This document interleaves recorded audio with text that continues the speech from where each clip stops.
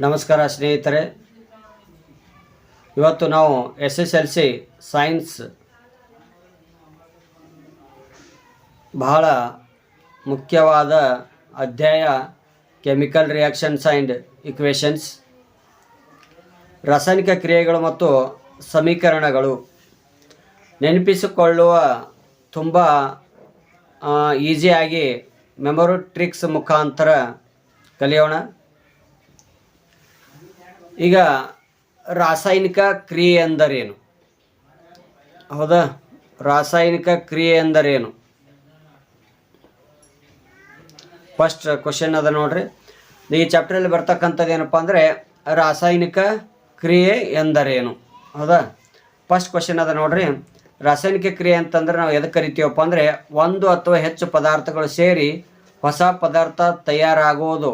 ಇದಕ್ಕೇನಪ್ಪ ಅಂದರೆ ರಾಸಾಯನಿಕ ಕ್ರಿಯೆ ಅಂತ ಕರಿತೀವಿ.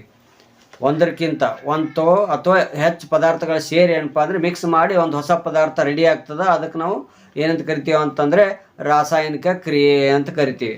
ಹೌದಾ, ಅದಕ್ಕೆ ಒಂದು ಟ್ರಿಕ್ ಯಾವ ರೀತಿ ನೆನಪಿಡ್ಬೇಕಪ್ಪ ಅಂದರೆ ಇಡ್ಲಿ ಹಿಟ್ಟು ಪ್ಲಸ್ ಇಡ್ಲಿ ಹಿಟ್ಟು ಏನಪ್ಪ ಅಂದರೆ ಹೀಟ್ ಮಾಡಿದೆ ಅಥವಾ ಆವಿಗೆ ಏನಾಗಿರ್ತದಪ್ಪ ಅಂದರೆ ಇಡ್ಲಿ ಹಿಟ್ಟು ಏನಪ್ಪ ಅಂದರೆ ಕಾಸ್ದಪ್ಪ ಅಂದರೆ ಒಳಗೆ ಹಾಕಿಟ್ಟೆವು ಅಂತಂದ್ರೆ ಅದು ಆವಿಯಾಗಿ ಏನಪ್ಪ ಅಂತಂದರೆ ಏನಾಗಿಬಿಡ್ತದೆ ಹೇಳ್ರಿ, ಇಡ್ಲಿ ಆಗಿಬಿಡ್ತದ. ಹೌದಾ, ಇದೊಂದು ನೆನ್ಪಿಡ್ಕೊಂತ ಒಂದು ಟ್ರಿಕ್. ಅದು ಹೊಸದಾಯ್ತಲ್ಪ, ಹಿಟ್ಟು ಇದ್ದಿದ್ದು ಏನಾಗಿ ಹೋಗುತ್ತೆ, ಈಗ ಇಡ್ಲಿ ಆಯಿತು. ಹೌದಾ, ಅದಕ್ಕೋಸ್ಕರ ಇದು ಒಂದು ಕೆಮಿಕಲ್ ರಿಯಾಕ್ಷನ್. ಏನೇ ಇಲ್ಲ, ಕೆಮಿಕಲ್ ರಿಯಾಕ್ಷನ್ ಅಂತಂದರೆ ರಾಸಾಯನಿಕ ಕ್ರಿಯೆ ಅಂತಂದರೆ ಒಂದಿದ್ದೇನಪ್ಪ ಅಂದರೆ ಒಂದು ಹೊಸ ಉತ್ಪನ್ನ ರೆಡಿ ಮಾಡೋದಕ್ಕೆ ಏನಂತ ಕರಿತೀವಿ ಅಂತಂದರೆ ರಾಸಾಯನಿಕ ಕ್ರಿಯೆ ಅಂತ ಕರಿತೀವಿ. ಈ ರಾಸಾಯನಿಕ ಕ್ರಿಯೆಯ ಲಕ್ಷಣಗಳು ನೋಡ್ರಿ. ಇಲ್ಲ, ರಾಸಾಯನಿಕ ಕ್ರಿಯೆಯ ಲಕ್ಷಣಗಳು. ರಾಸಾಯನಿಕ ಕ್ರಿಯೆಯ ಲಕ್ಷಣಗಳು ಯಾವಪ್ಪ ಅಂತಂತಂದರೆ ಗ್ಯಾಸ್ ಹೊರಬರುವುದು, ಹೊಸ ಸಾಲಿಡ್ ಅಥವಾ ಸೃಷ್ಟಿ ಆಗೋದು, ಪ್ರಿಸಿಪಿಟೇಟ್ ಅಂತ ಕರೀತಾರೆ ಇಂಗ್ಲೀಷ್ನಾಗ. ಹೊಸದೇನಪ್ಪ ಅಂದರೆ ಸೃಷ್ಟಿ ಆಗೋದು ಅಂದರೆ ಬಣ್ಣದಲ್ಲಿ ಬದಲಾವಣೆ ಆಗೋದು, ತಾಪದಲ್ಲಿ ಬದಲಾವಣೆ. ಏನು ರಾಸಾಯನಿಕ ಕ್ರಿಯೆಯ ಲಕ್ಷಣಗಳು ಬರೀರಿ ಅಂತ ಕೇಳಿದ್ರಪ್ಪ ಅಂತಂದರೆ ಇವು 4 ಬದಲಾವಣೆಗಳು ಆಗ್ತಾವೆ. ಒಂದು ರಾಸಾಯನಿಕ ಕ್ರಿಯೆ ನಡಿಬೇಕಾಯ್ತಂದ್ರೆ ರಾಸಾಯನಿಕ ಕ್ರಿಯೆಯಲ್ಲಿ ಬದಲಾವಣೆ ನಡೀತಕ್ಕಂಥ ಒಂದು ಲಕ್ಷಣಗಳು ಇವು. ಹೌದಾ, ಭಾಳ ಇಂಪಾರ್ಟೆಂಟ್ ಕೇಳಿರ್ತಕ್ಕಂಥ ಒಂದು ಕ್ವಶನ್ ಇದು. ಓಕೆನಾ, ನೆಕ್ಸ್ಟ್ ನೋಡ್ರಿ. ಈ ಬದಲಾವಣೆಗಳು ಯಾವ ರೀತಿ ಆಗ್ತಾವೆ ಅಂತಂದರೆ ಯಾವ ರೀತಿ ನೆನಪಿಟ್ಕೋಬೇಕಂತಂದರೆ ಆ ಟ್ರಿಕ್ ಅದ ನೋಡ್ರಿ. ಇಲ್ಲಿ ಗ ಬ ಉ ಅಂದರೆ ನೆನಪಿಸಿಕೊಳ್ಳಿ. ಗ ಬ ಉ. ಹೌದಾ, ಗ ಅಂತಂದರೆ ಗ್ಯಾಸ್ ಹೊರಬರುವುದು, ಬ ಅಂದ್ರೆ ಬಣ್ಣ ಬದಲಾವಣೆ, ಉ ಅಂದ್ರೆ ಏನು, ಉಷ್ಣ. ಇಷ್ಟು ನೆನ್ಪಿಟ್ಕೊಂಡ್ಬಿಡ್ರಿ. ಹೌದಾ, ಗ ಬ ಉ ಅಂತ ನೆನ್ಪಿಟ್ಕೊಂಡ್ರೆ ರಾಸಾಯನಿಕ ಬದಲಾವಣೆಯಲ್ಲಿ ನಡೀತಕ್ಕಂಥದ್ದು ಗ ಬ ಉ ನಡೀತದ ಅಂತ ನೆನ್ಪಿಟ್ಕೊಂಡ್ರೆ ಸಾಕು. ನಾವು ಫಸ್ಟ್ ಅಕ್ಷರ ನೆನ್ಪಿಟ್ಕೊಂಡೇವು ಅಂತಂದರೆ ಆ ಮುಂದಿದ್ದು ಲೆಟರ್ಗಳು ನಮ್ಗೆ ನೆನಪು ಬರ್ತಾವೆ. ಓಕೆನಾ, ಈಗ ರಾಸಾಯನಿಕ ಕ್ರಿಯೆಗಳ ವಿಧಗಳು, ಟೈಪ್ಸ್ ನೋಡ್ರಿ. ರಾಸಾಯನಿಕ ಕ್ರಿಯೆಯ ಇಲ್ಲಿ ರಾಸಾಯನಿಕ ಕ್ರಿಯೆಗಳ ವಿಧಗಳು ನೋಡ್ರಿ. ರಾಸಾಯನಿಕ ಕ್ರಿಯೆಯಲ್ಲಿ ವಿಧಗಳು ಎಷ್ಟಪ್ಪ ಅಂತಂದರೆ ಸಂಯೋಜನೆ ಕ್ರಿಯೆ, ಇಂಗ್ಲೀಷ್ನಾಗ ಅಂತ ಕರಿತೀವಿ ಇದಕ್ಕೆ ಕಾಂಬಿನೇಷನ್ ರಿಯಾಕ್ಷನ್. ಸಂಯೋಜನೆ ಕ್ರಿಯೆ ನೆನ್ಪಿಟ್ಕೋಬೇಕಾಯ್ತವಪ್ಪ ಅಂತಂದರೆ ಇದು ಯಾವ ರೀತಿ ನೆನ್ಪಿಟ್ಕೋಬೇಕು ಅಂತಂದ್ರೆ A + B ಏರೋ ಮಾರ್ಕ್ ಹಾಕಿ AB. ಎ ಮತ್ತು ಬಿ ಎರಡು ಕಲ್ತು ಏನಾಗ್ತದೆ ಅಂತಂದರೆ AB ಆಗಿಬಿಡ್ತದೆ, ಎರಡು ಕಲ್ತು. ಹೌದಾ, ಇದು ಟ್ರಿಕ್ ಹೆಂಗೆ ನೆನ್ಪಿಟ್ಕೋಬೇಕಪ್ಪ ಅಂತಂದರೆ ಅಣ್ಣ ಪ್ಲಸ್ ಅಕ್ಕ ಏನಾಗಿರ್ತದೆ ಹೇಳ್ರಿ, ಒಂದು ಕುಟುಂಬ ಅಂತ ನೆನ್ಪಿಟ್ಕೋರಿ. ಹೌದಾ, ಅಣ್ಣ ಪ್ಲಸ್ ಅಕ್ಕ ಒಂದು ಕುಟುಂಬ ರೆಡಿ ಆಗಿರ್ತದೆ. ಹೌದಾ, ಒಂದು ಕುಟುಂಬದಲ್ಲಿ ಇರ್ತಕ್ಕಂಥವ್ರು ನೆನ್ಪಿಟ್ಕೋಬೇಕು. ಎಲ್ಲರೂ ಕಲ್ತೇವೆ ಅಂತಂದ್ರೆ ಏನಾಗ್ತದೆ, ಒಂದು ಕುಟುಂಬ ಆಗಿಬಿಡ್ತದೆ. ಹೌದಾ, ಅದಕ್ಕೆ ಯಾವುದೇ ರಿಯಾಕ್ಷನ್ಸ್ ಇರಲಿ ಅವು ಕಲಿಸಿದ ಒಳಗೆ ಏನಪ್ಪ ಅಂದ್ರೆ ಒಂದು ಹೊಸ ಪ್ರಾಡಕ್ಟ್ ರೆಡಿ ಆಗಬೇಕು, ಒಂದು ಹೊಸ ಉತ್ಪನ್ನ ಹೊರಗೆ ಬರ್ತಕ್ಕಂಥದಕ್ಕೆ ಏನಂತ ಕರಿತೀವಿ, ಸಂಯೋಜನೆ ಕ್ರಿಯೆ ಅಂತ ಕರಿತೀವಿ. ನೆನ್ಪಿಡ್ತಕ್ಕಂಥದ್ದು ಒಂದು ಟೆಕ್ನಿಕ್. ಸಿಂಪಲ್ ಆಗಿ ಇವು ನೆನ್ಪಿಡ್ಬೇಕಾಗಿದ್ದು. ಎರಡನೇದು ಏನಪ್ಪ ಅಂತಂದರೆ ವಿಘಟನ ಕ್ರಿಯೆ. ವಿಘಟನ ಕ್ರಿಯೆ ಅಂತಂದರೆ ಡಿಕಾಂಪೋಸಿಷನ್ ರಿಯಾಕ್ಷನ್. AB ಒಂದು ಇದ್ದಿದ್ದೇನಪ್ಪ ಅಂದರೆ 2 ಆಗೋದು, 2ಕ್ಕಿಂತ ಹೆಚ್ಚಿನ ಬರ್ತಾವೆ. ಹೌದಾ, ಅದಕ್ಕೆ ಇಲ್ಲಿ ನೋಡ್ರಿ ಸಿಂಪಲಾಗಿ AB ಇದ್ದಿದ್ದೇನಂತ A + B ಆಗ್ಯದ. ಹೌದಾ, AB ಇದ್ದಿದ್ದೇನಾಗ್ಯದ ಅಂದರೆ A + B ಆಗ್ಯದ.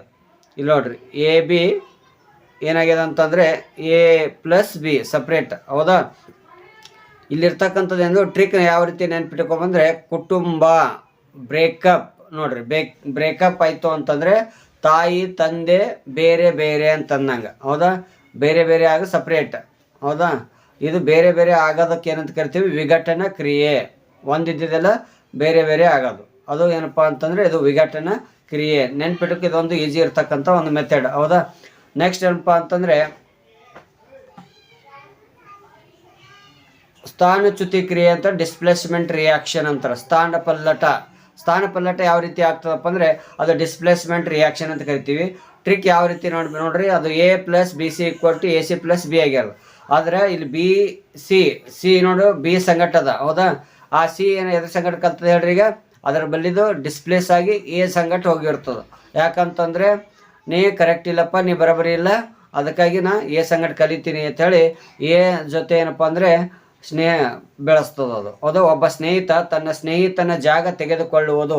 ಒಬ್ಬ ಸ್ನೇಹಿತನ ಜಾಗ ಏನಪ್ಪ ಅಂದರೆ ತೆಗೆದುಕೊಳ್ತದೆ, ಹೌದಾ? ಒಬ್ಬನ ಬೆಲ್ಲ ಬಿಟ್ಟು ಮತ್ತೊಬ್ಬನ ಬೆಲ್ಲಕ್ಕೆ ಹೋಗಿ ಜಾಯಿನ್ ಆಗೋದು.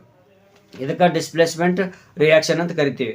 ಓಕೆ, ನೆಕ್ಸ್ಟ್ ನೋಡ್ರಿ, ಫೋರ್ತ್ ದ್ವಿಸ್ಥಾನ ಪಲ್ಲಟ ಕ್ರಿಯೆ. ದ್ವಿಸ್ಥಾನ ಪಲ್ಲಟ ಅಂತಂದರೆ ಡಬಲ್ ಡಿಸ್ಪ್ಲೇಸ್ಮೆಂಟ್ ರಿಯಾಕ್ಷನ್ ಅಂತ ಕರೀತಾರೆ. ಇದಕ್ಕೆ ಡಬಲ್ ಡಿಸ್ಪ್ಲೇಸ್ಮೆಂಟ್ ರಿಯಾಕ್ಷನ್ ಅಂತಂತಂದರೆ AB + CD = AD + CB ಅಂತದ, ಹೌದಾ? ಇದು ಟ್ರಿಕ್ ಯಾವ ರೀತಿ ನೆನ್ಪಿಡ್ಬೇಕಂತಂಥದ್ದು ಟ್ರಾನ್ಸ್ಫರ್ ಪಾರ್ಟ್ನರ್ ಎಕ್ಸ್ಚೇಂಜ್. ನೋಡ್ರಿ, ಪಾರ್ಟ್ನರ್ ಎಕ್ಸ್ಚೇಂಜ್ ಯಾವ ರೀತಿ ಆಗ್ಯಾರ ಅಂಬೋದು ನೋಡ್ರಿ ಇಲ್ಲಿ, ಹೌದಾ? ಇಲ್ಲಿ ಯಾವ ಥರ ಅಪ್ಪ ಅಂದರೆ ಟ್ರಿಕ್ ಹೆಂಗಪ್ಪ ಅಂದರೆ ನೋಡ್ರಿ, AB ಡ್ಯಾನ್ಸ್ ಪಾರ್ಟ್ನರ್ ಎಕ್ಸ್ಚೇಂಜ್.